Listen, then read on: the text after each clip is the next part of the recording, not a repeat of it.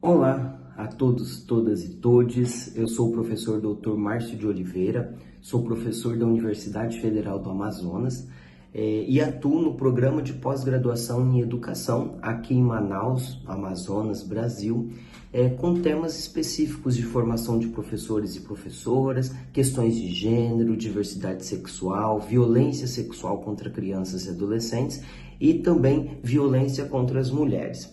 E juntamente com outro professor e uma outra professora, professor doutor Reginaldo Peixoto da Universidade Federal do Mato Grosso do Sul e a professora doutora Eliane Rosimaio da Universidade Estadual de Maringá, tanto ele como ela também vem pesquisando temas de formação de professores e professoras, questões de gênero, diversidade sexual, e nós nos reunimos e escrevemos um texto cujo tema central é violência sexual contra crianças e adolescentes. E nós trouxemos como título desse texto, para discutir aqui com vocês, violência sexual contra crianças e adolescentes, prevenção enquanto um processo escolar. E é um pouquinho desse texto que eu vou trazer aqui para vocês, para que a gente possa fazer um diálogo futuramente, após vocês assistirem esse vídeo. Então a gente precisa pensar que a violência é toda vez que a gente trata uma outra pessoa como se fosse um objeto.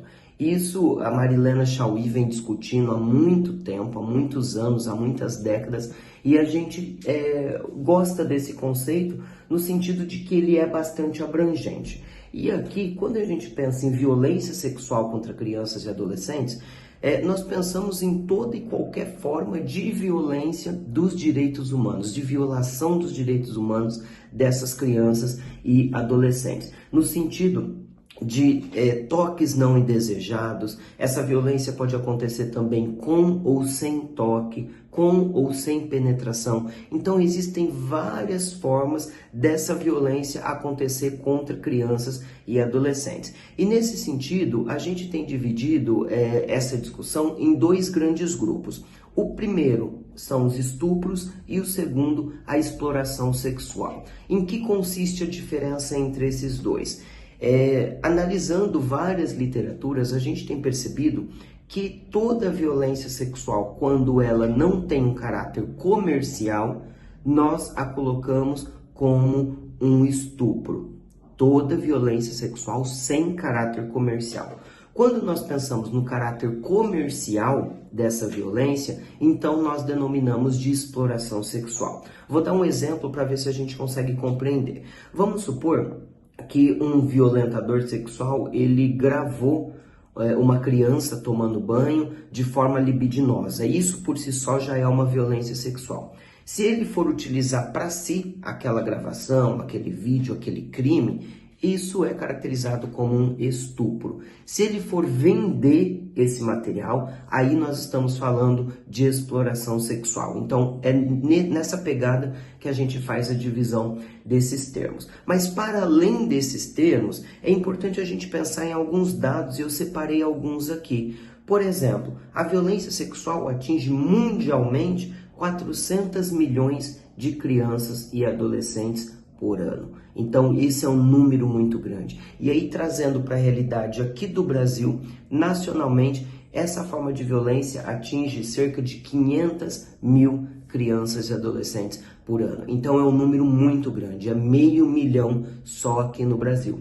E junto a isso, é importante ressaltar também que nós, no Brasil, nós estamos num ranking de segundo país que mais pratica exploração sexual contra crianças e adolescentes no mundo. É o segundo, atrás apenas da Tailândia.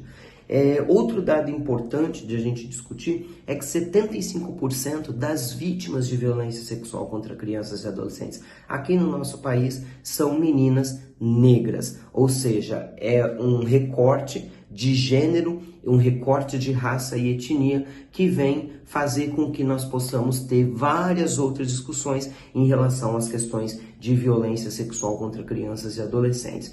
E um dado que também é muito triste: no Brasil, apenas 7,5% dos casos de violência sexual contra crianças e adolescentes são denunciados. Chega até as nossas autoridades, 7,5%. Ou seja, nós estamos falando todos esses números gigantescos estamos falando apenas da ponta do iceberg, né? Embaixo disso, ou seja, por trás dessas não denúncias, dessas subnotificações, nós temos aí um número muito grande dessa violação.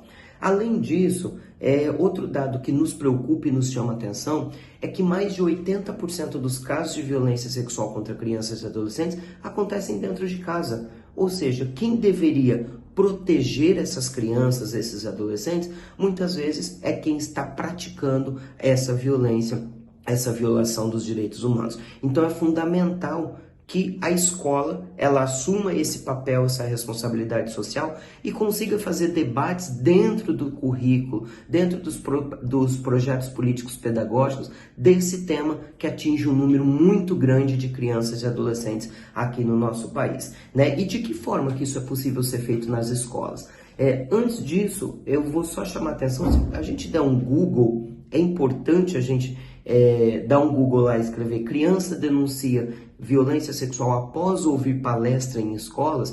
É muito comum a gente encontrar inúmeras manchetes jornalísticas que possam ajudar a gente a pensar isso, porque nessas manchetes jornalísticas vem dizer que após ouvir palestras sobre violência sexual contra crianças e adolescentes na escola, muitas crianças e adolescentes fazem a denúncia, ou seja, muitas vezes estavam sendo violentadas sexualmente e acabam por não realizar a denúncia. Por isso que é fundamental o trabalho dentro da escola sobre esse tema. E de que forma que a gente pode fazer esse trabalho? Né? Há inúmeras maneiras, nós temos inúmeras maneiras na nossa literatura de que esse trabalho pode ser feito. Então nós podemos utilizar como um tema transversal em todas as disciplinas, língua portuguesa, matemática, ciências, ensino religioso e por aí vai. Também tem a possibilidade de aulas específicas, e aqui a gente pode pensar sim em educação sexual, porque diferente do que o imaginário social diz, a educação sexual ela serve exatamente para proteger crianças e adolescentes. Em que sentido isso? No sentido de dizer o limite do corpo, quem pode tocar e quem não pode, quem que é o adulto ou adulta de referência dessa criança ou adolescente. Então a educação sexual vem exatamente para nos trazer essa possibilidade de discussão. E certamente aqui fica o nosso apelo a todas as pessoas, principalmente que trabalham com crianças e adolescentes, sempre que tiver uma desconfiança de que a criança está sofrendo violência sexual, denuncie. Busque os números da sua cidade, da sua região, do seu país e faça a denúncia desses casos de violência. Só assim a gente vai conseguir quebrar esse ciclo violento. Então é fundamental que as escolas se coloquem diante desse problema, pensem esse problema, tragam esse problema para os seus currículos, para os seus projetos políticos pedagógicos, para o seu cotidiano. É fundamental que a gente tenha formação de professores e professoras para atuar sobre esse tema. É fundamental que a gente tenha força e vontade política para que para que a gente possa inserir esse tema dentro das instituições escolares e, para além disso, formação continuada, formação inicial, formação contínua, instrumentos específicos para essa discussão. E também o aval da sociedade. A sociedade precisa entender o tamanho desse problema para que a gente possa, de forma conjunta, discuti-lo, combatê-lo e preveni-lo. Então esse é um pouco do nosso trabalho. A gente chama o convite à leitura para que todos e todas possam ler o nosso trabalho, ver o nosso referencial teórico e a gente está aqui à disposição para fazer uma discussão sobre ele, tá bom? É isso e muito, muito obrigado pela atenção.